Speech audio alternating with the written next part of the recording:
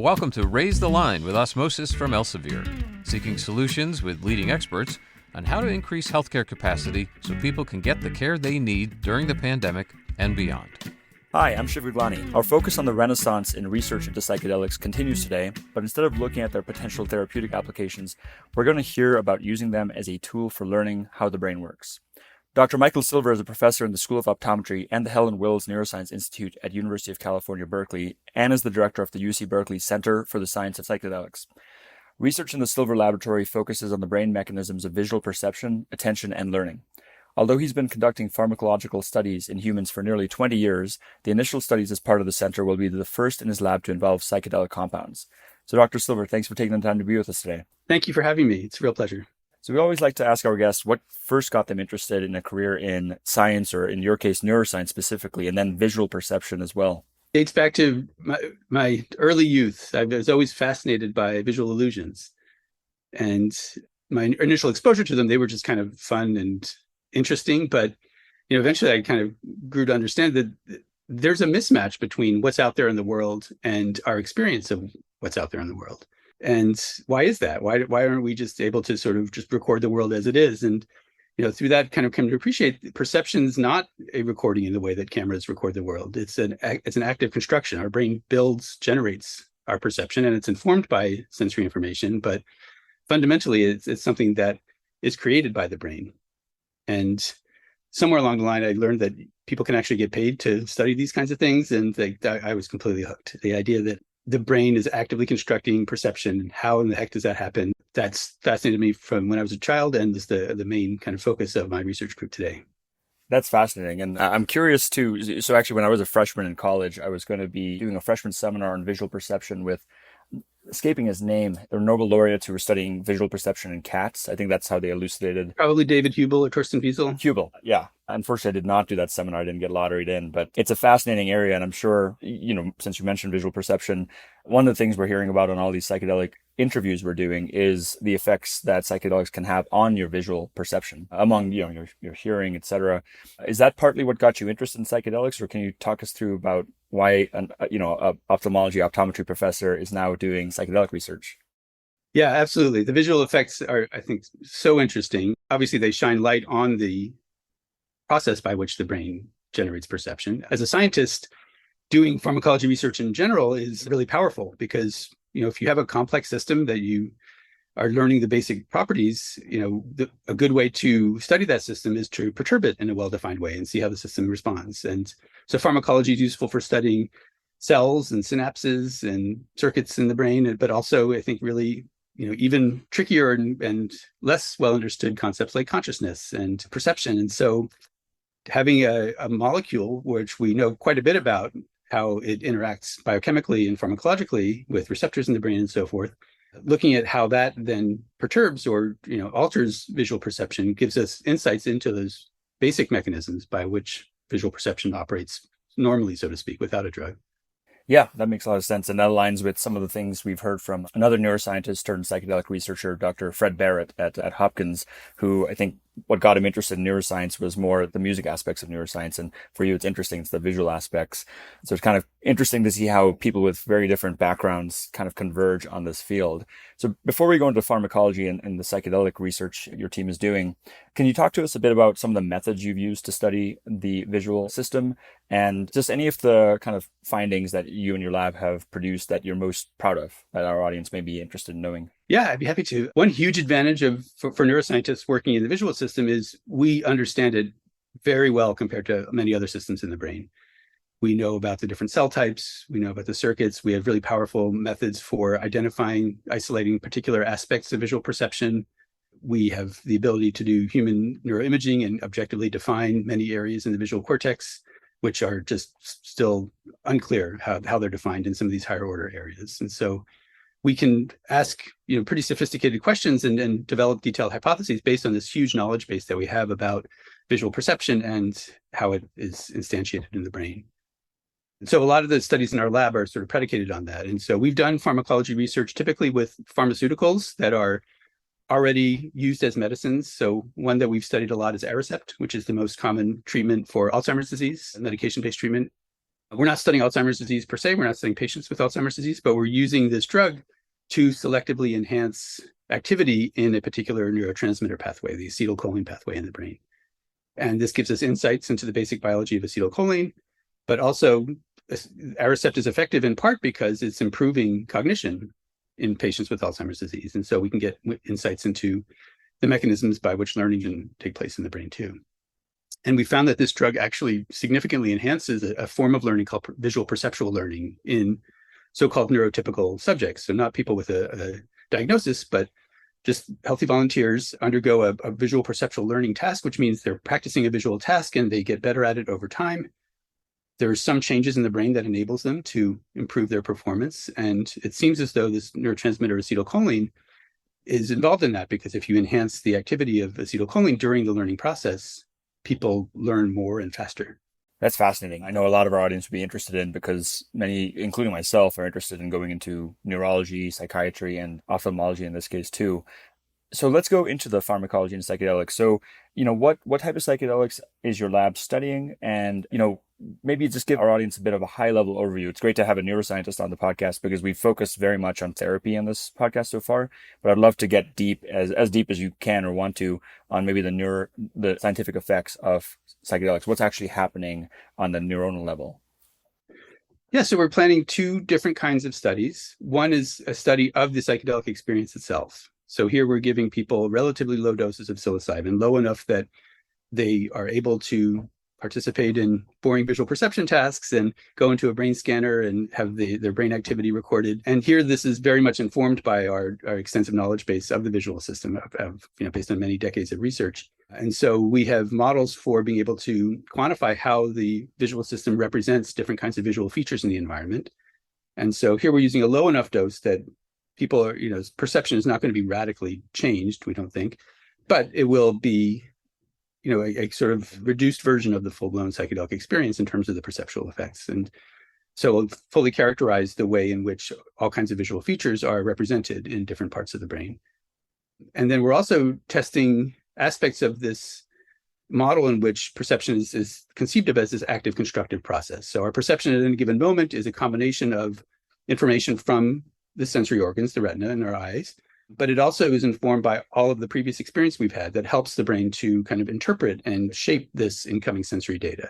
And it's computationally in the brain very helpful to take advantage of the previous experience we've had to be able to construct our subjective experience of the world. And so with modern brain imaging techniques, we can separately measure these signals from the outside world coming through the sensory pathways and these internally generated signals that are based on our previous experience, sometimes called priors, and then see how they interact at a detailed level in different cortical areas to really make a circuit diagram of how information flows both from the outside and from the inside in the brain, how they interact. And then the psychedelics question is, how does psilocybin influence this? And there's a specific theory that's actually connected to the psychedelic-assisted therapy for mental health disorders that suggests that some of these internal signals are de-emphasized or have less influence in the brain. And the visual system's a great testbed for this because we have these ways of experimentally isolating these different inputs into the circuits.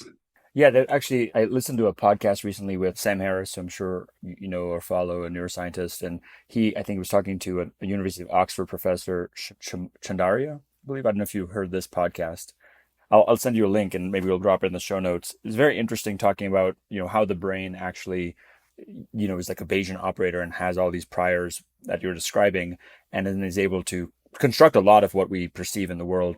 Yeah, well, I may be able to supplement a bit there. I mean, there's a theory that was introduced by Robin Carhart-Harris and Carl Friston that has to do with these priors, these internally generated signals in the context of psychedelic-assisted therapy. And the idea is that some of these internally generated signals can be maladaptive in mental health disorders.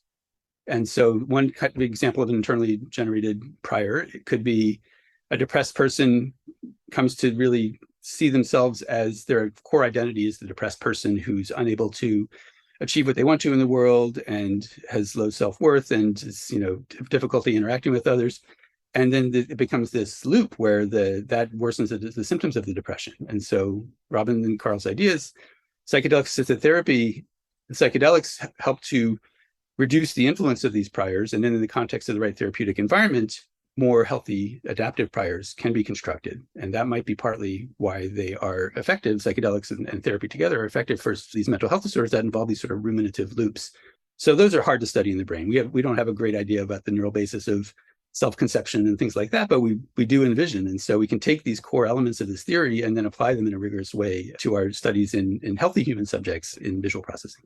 Thank you for that. It's very interesting. And yeah, we've definitely heard about some of that research and, maybe the quieting of the default mode network being a way that people are then able to form new paths. And your colleague, who we'll talk about, Michael Pollan at Berkeley, was the one who I think popularized this idea that, I think the analogy was to skiing, where, you have these priors, which are moguls essentially, when, for those who know how to ski, there are these tracks in the snow that you kind of have to go down, these patterns of thought that you go down. But then psychedelics can maybe kind of shake up that snow and give you fresh powder, and you can form new tracks. Is that sort of a good analogy? Very much so, yes. Cactuses and other things that are culturally dependent. Do you have any thoughts on like maybe both of these types of paths? Like why do many people across cultures report seeing some of the same sort of fractals or other patterns? And then why is there like maybe a cultural context? Well, one of the most fascinating aspects of psychedelics, I think, is that the biochemical effects of the drug cannot really account for all of the different kinds of subjective effects that people have. So there's a necessary interaction between the drug itself as a physical molecule, the set, and the setting. So the set being the internal mindset of the person who's taking the psychedelic. Why are they taking the psychedelic? Their intention, what they're hoping to get out of it. And then the setting is more the external factors, the people who are around, the context, is the physical environment. And these have really powerful effects on the psychedelic experience. And so for pharmacologists, that's daunting because it's very difficult to experimentally control some of these variables, but it's also extremely interesting. And I think most pharmacology studies and honestly, most prescribing of medications, even medications for mental health, there's not that much attention paid to factors like set and setting. You get your prescription from your doctor, you go to the drugstore, get it dispensed, and you take the drug. But for psychedelics, it's clear that set and setting have huge effects. So some of these kind of low-level kaleidoscopic effects, maybe they are effectively modeled by what we know about visual cortical circuits and the connections of neurons and so forth. But some of these that are more culturally, now obviously some people will interpret these culturally specific phenomena as connections with the spirit world and communing with other beings and so forth. Staying within the sort of materialistic neuroscientific view, one can say that the context in which the drug is taken, including the expectations that people have, are going to have powerful effects on what they experience. And so some of these visual effects that are culturally specific could well be because people are aware of those cultural histories and they're kind of bringing that to the experience. And so that's not going to be so easily modeled by populations of neurons connecting with each other in the brain. It's going to be a much more higher level psychological kind of phenomenon. Yeah, that's fascinating. Thanks for explaining that. So I mentioned Michael Pollan, I mentioned Berkeley a little. Let's go into, so for our audience who doesn't know, Michael Pollan's a professor at Berkeley who I think helped popularize a lot of psychedelic research by writing this excellent book, How to Change Your Mind, as well as a follow-up book. I think This Is Your Mind on Plants, I believe is the second one. And then also having a Netflix docuseries about psychedelics. So it makes sense that Berkeley and you are kind of leading the charge in terms of educating the masses or even clinicians about psychedelics. Do you want to tell us a bit more about the Center for the Science of Psychedelics, how it formed, who's in it, and what your plans are? Yes, I'd be delighted to. So he was a professor of journalism at Berkeley for years before the founding of the center, but he was a founding member together with Dacher Keltner, who's a professor of psychology at Berkeley. And we assembled a group of 6 people, 6 faculty members, and they span education, molecular and cell biology, psychology, neuroscience, journalism. So that's one really distinctive aspect of our center is just the breadth of the disciplines that are incorporated and that interact with each other. So the other members are Tina Trujillo in the School of Education, Andrea Gomez in molecular and cell biology, David Presti in molecular and cell biology. Awesome. I love the multidisciplinary approach because obviously these compounds span a lot of disciplines. So what are some of the goals you have as a center and, maybe some of the accomplishments you can talk about so far? So our identity is very linked with the fact that we are at a public university and that we do our work for the benefit of society. And so open science is a core value of ours, the commitment to sharing the results of our work broadly and accessibly in an accessible manner to everyone in society. We bring those values as part of us being professors at a major public university. And so certainly for our public education and journalism efforts, that's at the core of it. And so we've got a website, psychedelics.berkeley.edu, that has a lot of information about many different aspects of psychedelics for people with all kinds of educational backgrounds. We also are about to release a MOOC, a massive open online course called Psychedelics in the Mind, which is primarily David Presti, but in conversation with 8 or 9 other experts from a wide variety of kind of backgrounds, disciplines, and identities. And this is, we're awash in information in the modern age, but, we're increasingly understanding like not all information is created equal, and that there's a lot of misinformation and disinformation. I think that's especially true in psychedelics, where people have such strong views. There's many places you can go that seem like they're educational sites about psychedelics, and there's maybe information there, but it's strong advocacy and very biased for a particular kind of outcome.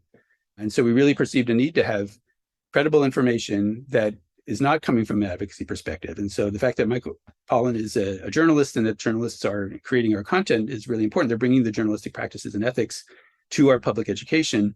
We deliberately as a center don't take positions on questions like decriminalization of drugs, for example, because that would undermine our journalistic credibility to be able to report on the field of psychedelics. And so there's no such thing as an unbiased source of information, but we really are committed to trying to reduce bias as much as possible and simply present the facts as they're known, and also present the unknowns in an honest way to the public.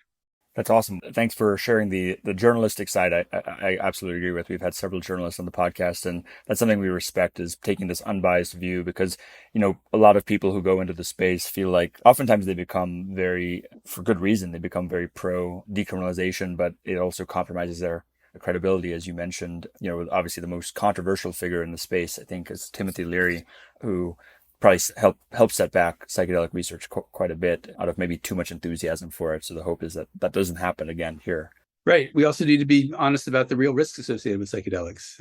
And I would say that that's important, regardless of what one's view is about what kinds of legal restrictions there should be or shouldn't be. That these drugs are powerful. They seem like they have tremendous potential for healing, and then they also have real risks. And all of those need to be honestly discussed in an open way. Have there been, since we're talking about that, I know one of the contraindications we've heard of from study designs is anyone with a family history or personal history of psychoses in terms of taking part in these studies, because it could potentially exacerbate that. It's unclear, but I know Hopkins has made sure not to have people with that family history. I'm just curious too, like, have there been any papers around people with visual issues, and taking psychedelics, or any particular thoughts we have on maybe psychedelics for those conditions, any visual conditions? There is a phenomenon called HPPD, hallucination persistent perceptual disorder. And it's something that occurs in some cases years after a psychedelic experience. And it can take different forms, but in some cases quite disabling. So the symptoms of this disorder really interfere with people's ability to see and to just have normal visual perception of the world.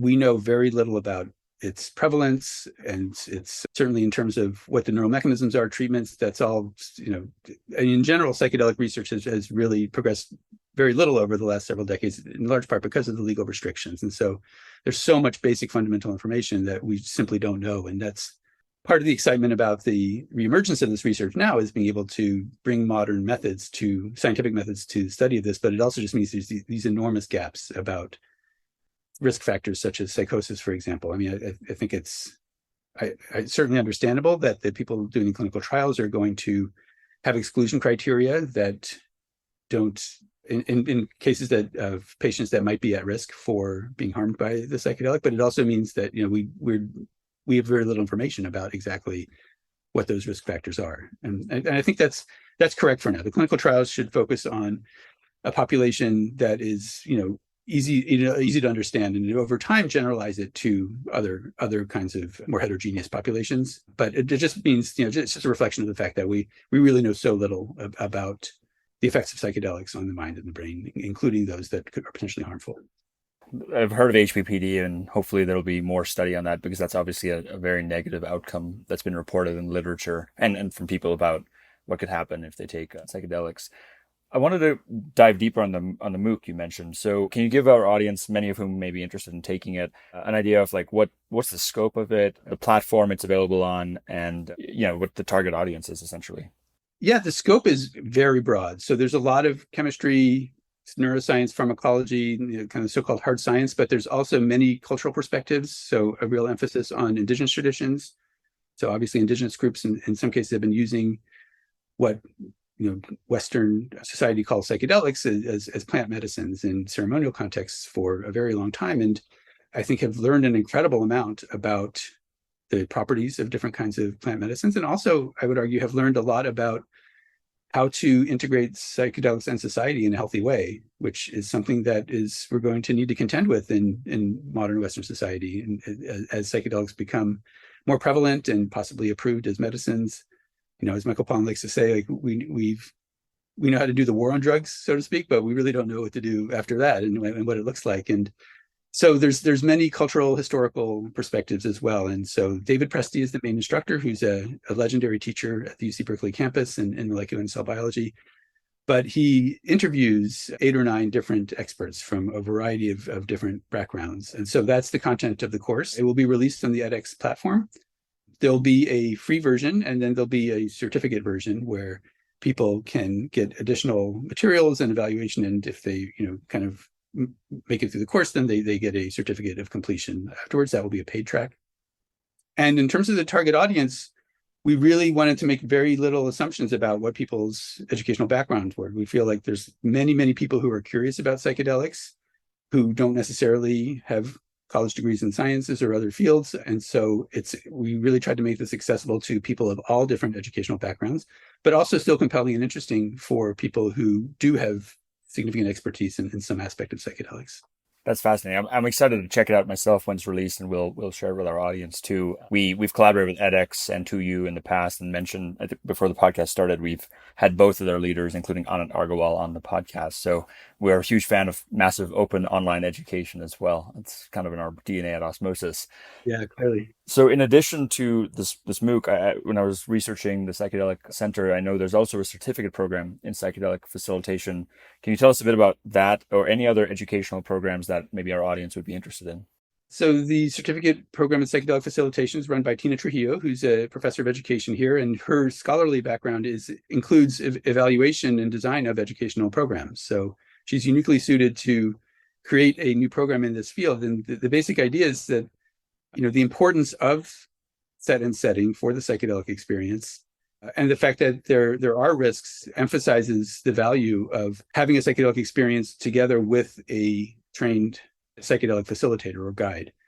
And certainly this is a huge part of the model of psychedelic assisted therapy, that all of them involve significant therapeutic component, not just the drug itself. So both in terms of the path towards FDA approval of medicines, and then decriminalization and legalization efforts that maybe are bringing psychedelic experiences to a broader group of people, it's anticipated that we will really need psychedelic facilitators, and we need standards about what kind of training education should psychedelic facilitators have. And at the moment, there's no accreditation board. There's no, unlike if you were to get a degree in psychology at a university, there's standards in place about what a psychology curriculum looks like. There's external third-party review and so forth. There's nothing like that in the field right now. And so we're hoping that our program helps to play a leadership role in establishing these standards. And part of Tina's background as a researcher means she's doing evaluation research of our program year by year, learning about those aspects that are effective, that are less effective, and then as part of our public university identity, communicating those results with everyone. And she's also convening the leaders of different psychedelic facilitator training programs to have conversations about what standards look like in the field. So at the moment, this is really a very unregulated area, but understood to be very important in the future. And so it's really essential that a lot of thought goes into what those programs should look like. What are the essential components? What are the most effective aspects of each program? That's fascinating. I'll definitely be double clicking on that and recommend our audience check it out if they're interested in maybe pursuing a certificate and getting more in-depth training on in the psychedelic space. So maybe the MOOC can be the entry point, and then going into the certificate could be a later stage, because I know it's a lot more involved based on the description. Yeah, it's professional preparation. And I should say our main focus early is to accept people into the program who are pretty advanced in their respective fields. And so the professional backgrounds are actually very diverse. In our first cohort, we had psychiatrists, nurses, social workers, but also chaplains and ministers. So people with religious and spiritual care backgrounds. And, it may well be that in the future, psychedelic chaplaincy is something that is a way that a chaplain provides religious and spiritual care to their communities. So it's definitely not just training people to be therapists in future clinical trials, although it's helpful for that also. And some of our graduates will do that. And so it's a very diverse group, but also we've started out by emphasizing people who are established in their field so they can take the learnings from this and then disseminate them in their communities in a more effective way than someone who's, a brand new person in their field. That's great. And, we had Bill and Brian Richards on the podcast yesterday, and Bill Richards specifically mentioned chaplains as well as a potentially great audience because they're, obviously involved in end of life care in hospitals, health systems. And that's one of the main applications, it seems, that could yield immediate value for psychedelic therapy. Agreed. So we have a newsletter called The Microdose, also free for everyone. It comes out twice a week. One of the issues each week is news updates from the world of psychedelics, which is moving at a dizzying pace. And then the other is an interview with thought leaders in the field. We also have a journalism fellowship program, and this is funded by Tim Ferriss. So here, journalists have an idea for doing an investigative piece about some aspect of psychedelics. And if they're selected to be a fellow, then they get the resources to do that investigative journalism work, which is harder and harder to do for journalists these days, is a real deep dive into a topic. And then they publish the results wherever they're able to. And so our first cohort of fellows, their stories are starting to come out. So they've got articles in National Geographic and Rolling Stone and New Yorker. A couple of them have signed book contracts. And so kind of like how Michael Pollan helped to establish a journalistic beat in sort of food and related areas, we're hoping to kind of replicate some of that and kind of establish a more journalistic beat in psychedelics, broadly defined. Wow, that's awesome. We've had a fellow journalist, Scott Carney, who wrote the book The Wedge, in which he talks about doing MDMA therapy with his wife. So I'm sure someone like him would be. I mean, he's obviously published a couple of books, so maybe a little later stage in his career. But yeah, I think journalists play an incredible role, an incredibly important role in educating the public about this field. Another, you mentioned psychedelics are progressing at a dizzying pace. One thing I've enjoyed asking guests on the podcast about, especially recently, is another field that's progressing at a dizzying pace is AI. And a friend of mine, Professor Gaspar Begus, is actually at UC Berkeley. I don't know if you've overlapped with him at all, but he's an AI researcher at Berkeley. I'm just curious, do you have any thoughts on AI as it may apply to either the research you're doing or psychedelic space in general? My views would be just kind of casual observer of AI from a distance. I don't work in AI myself, and I have a kind of a layman's knowledge of it. But I guess I can answer from a maybe more narrow research perspective.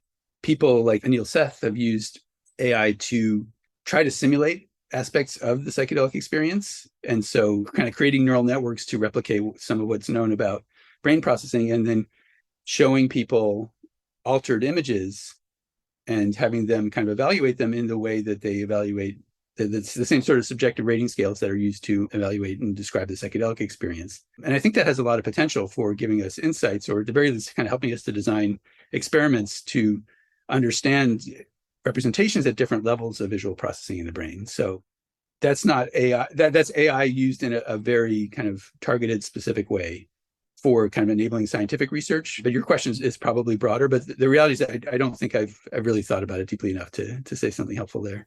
No, don't worry. I'm just kind of curious how these two may or may not intersect, and have been ideating on ideas, and plus asking other psychedelic researchers a bit about this, as well as AI people we've had on the podcast. I want to be respectful of your time, so I only have two other questions. The first is, we always like to ask our guests, what advice would they give to our audience about meeting their careers in science, healthcare, psychedelics potentially? Yeah, so I mean, my answer comes from the perspective of a basic researcher. So I'm not a clinician, not a healthcare professional, but I'm adjacent in terms of doing work that relates to mental health and mental health disorders and how they play out in the brain. So I think my advice to students or maybe early career health professionals is to, as much as possible, just question the basic implicit assumptions in your training and in the way that healthcare is conceived of. And I think particularly in mental health, I'm not at all sure that our current conceptual frameworks and taxonomies of mental health disorders is the right way to think about it.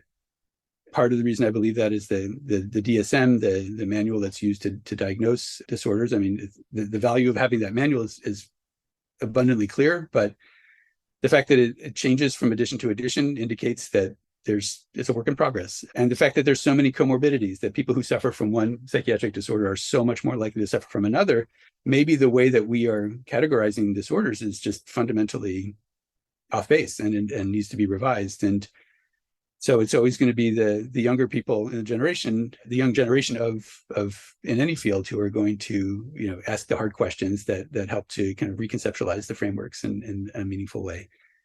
And then also, it's clear that our Western mental health frameworks really emphasize the individual. Mental health disorders are a problem with the individual, and they need to be addressed through therapy of the individual or through medication of the individual. And the contributions of social interactions in society to our mental health crisis it's appreciated that those are contributions, but I think in the actual day-to-day practice of mental health care, they are downweighted a lot. And I would say to young people in the field, it's important to question those assumptions as well, that the idea that mental health care is fundamentally an issue about abnormalities in the brain or the mind of an individual and need to be dealt with at that level. That needs to be examined and I think probably reconceptualized as well ultimately. I think that's wonderful advice to question your priors, whether it's for your own mental health well-being, but also just for the sake of the scientific field. I'm glad you honed in on those two areas, because a great book recommendation that I would like to give our audience, that maybe you've read this book, is Crazy Like Us by Ethan Waters, a journalist who I think is married to Rebecca Waters, a psychiatrist at UCSF across the bay from you. Okay. And it's about the DSM, and the subtitle is The Exportation of the Western Psyche. And it's very clear that, again, the DSM is primarily produced by researchers in North America and Europe.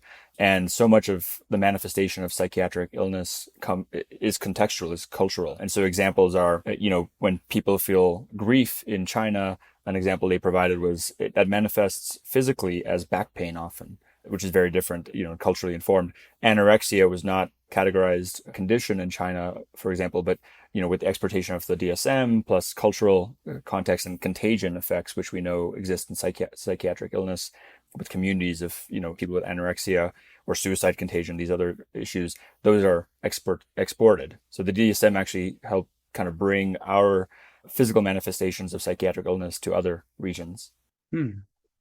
I guess I'll just convey the tremendous excitement we all feel at being part of this incredible opportunity, that psychedelics make us question so many of our fundamental assumptions about the nature of reality and our experience of it and the connections between consciousness and the brain and the mind. And for so many of us, it's just been, an impossible dream to think that we would actually be able to be doing real research and making discoveries in this area. And it's just thrilling to be a part of it, and a real honor to be able to be at a place like the Berkeley Center for the Science of Psychedelics and be able to do this work and also together with our education and training programs to kind of share it with the world.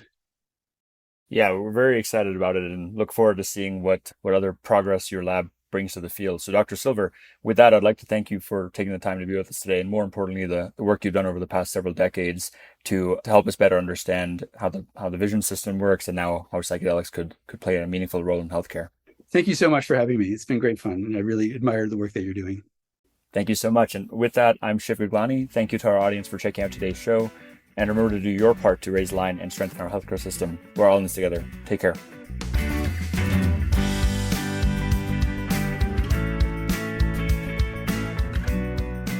If you like this podcast, please share it on your social channels.